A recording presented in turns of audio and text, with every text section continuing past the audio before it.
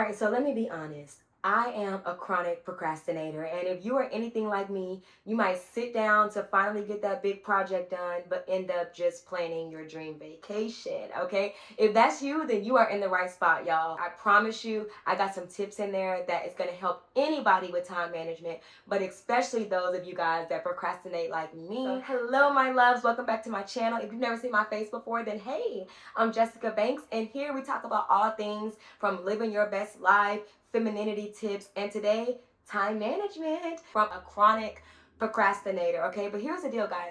If you're a procrastinator like me, you don't actually need perfect discipline. That's not what's gonna get your life in order. Instead, we need strategies that work with how our brain operates. So today I'm gonna be sharing my favorite time management tips from an avid procrastinator and an adult with ADHD. So I got you covered on all the fronts. If you're into all of that, of course, don't forget to comment and subscribe and stay around because we have a lot of good stuff coming up on this channel. So anyway, let's get right into it. All right, so the first tip when it comes to time management, and this might seem like common sense, but this is really where you must start.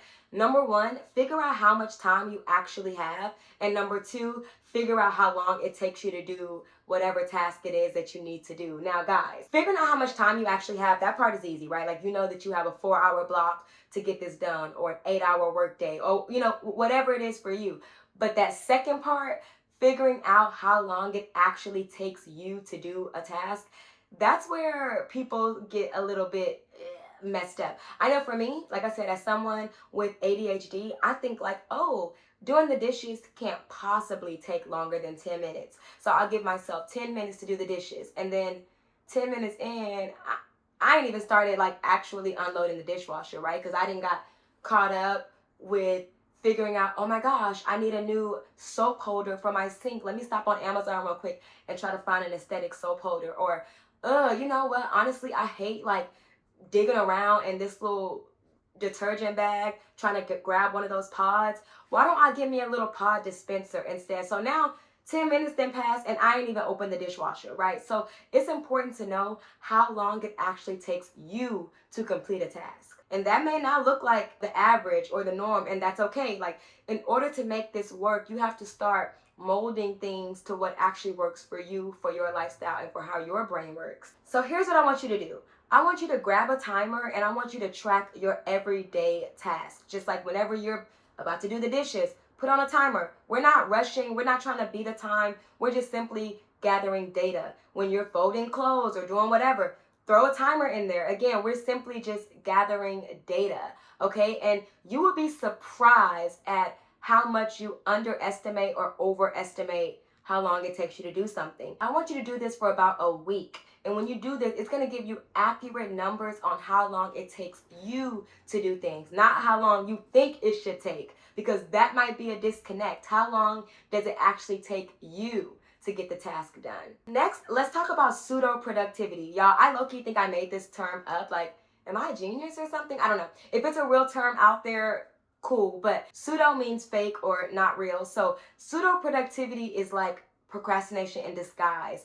It's a really sneaky character because it makes you feel like you're being productive. What this looks like is maybe you are an avid planner like me, and so you write out endless to-do lists, right? Like you have pages and pages and notebooks of to-do lists, and you're organizing these in the most amazing, cool way. You're planning out time blocks and all the things, and then a whole day has passed and you haven't done one task on that list. Instead, you just focused on organizing the list. That's pseudo-productivity. All of that brain energy and effort that you use to like make your to-do list gorgeous or organize it into categories, you could have been using that to actually get the task done, right? So pseudo-productivity is sneaky procrastination in disguise, right? It makes you feel like you're doing something of substance, but really you're just procrastinating on what you actually need to do. I do this all the time. Just the other day, I was going on my Outlook calendar to see all the things that I had to do. My plan was to actually have a 1-hour work block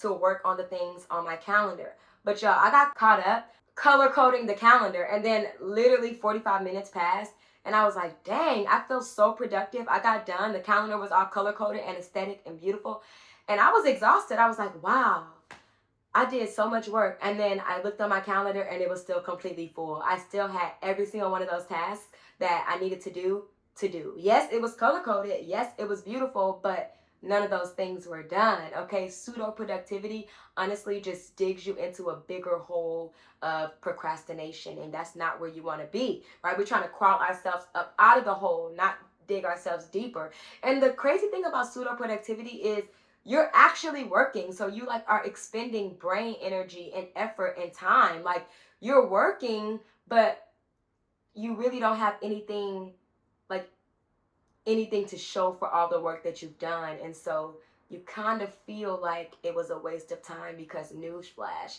it kind of was. Here's the fix for pseudo productivity. Before you start any task, ask yourself, will this task push me into the direction that I'm trying to go? Is this task gonna push me forward? Does this thing move me forward in the day, or am I just avoiding what I actually really need to do?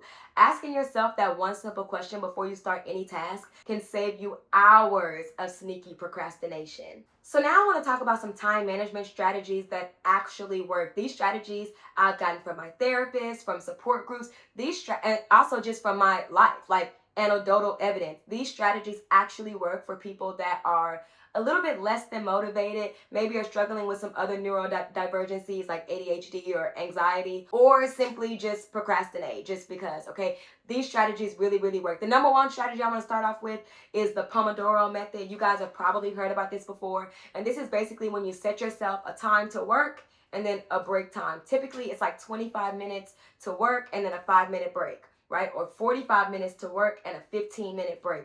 What this does is, one, it prevents burnout. So you kind of have a stopping point, right? You can do anything for 25 minutes, right? Just lock in for 25 minutes. You know that it's not going to last forever. And then you break. And here's the deal, guys. Actually break after the 25 minutes. Don't be like, oh, like, let me just, no, like, actually take that break. Take that 5 minutes to decompress, to recalibrate, to regather all of your thoughts and whatever, and then go back in for another 25 minutes. Like, this seems simple, but if you are easily distracted like me, this is life-changing, because it allows you to lock in for just a small window of time to really focus, to put all your brain energy on this one task, but just for a baby amount, like just for a baby bit, and then you're free to be as distracted as you want for 5 minutes, and then you lock right back in. I love this method. I like the 25-5 on smaller tasks like dishes or something, but the 45-15 works really well on larger tasks like a work project, or decluttering something in your home. So really give the Pomodoro method a try. I think you're really gonna like it. The next tip I want to talk about is energy-based scheduling. Now, as women, our energy fluctuates throughout the day, the week, the month. Y'all know how it is. And so it's important for your effort to follow your energy. So if you are at peak energy, that's when you want to start and complete your hardest tasks of the day. And as your energy dip, maybe, after lunchtime or in the afternoons, evenings, that's when you work on more creative tasks that don't take as much strenuous brain energy, but using your brain in a different way, in a more creative way, in a more flowing way. Following your energy is honestly one of the best ways to prevent burnout. Like, also, guys, side note, this is in the same realm of like cycle syncing. I'm gonna have a whole video with that, but basically like scheduling your life and syncing your life up with your schedule, because we know that our energy follows our hormones, and our hormones as women fluctuate quite often. So make sure that your effort follows your energy. Next, I want to talk about time blocking, but softer. And so I don't mean like blocking out and scheduling out every single minute of your day, because that's overwhelming, and that's honestly not living a soft life. Y'all know it's soft life or nothing over here for me. But when I say time blocking, like schedule you a block for, work tasks. Just, maybe a 2-hour block. You don't have to schedule each minute, but no, this 2 hours is for work tasks. Schedule you a block for creative tasks. Like this 1-hour block is for me to work on the creative things that I need to work on, or the loose ends I need to tie up around the house. Schedule you a block for rest. Like this is my unwind block in the afternoon. This way you're structured, but you're not suffocated.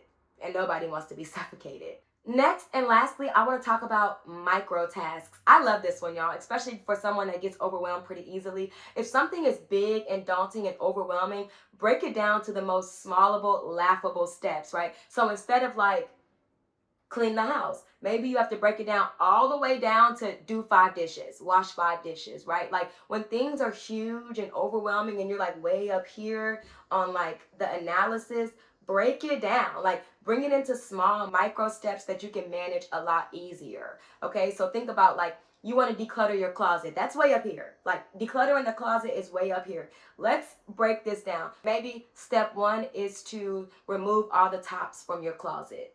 Easy. Step two is to separate them from clean to dirty clothes. Perfect. Step three, wash the clothes that are dirty. Awesome.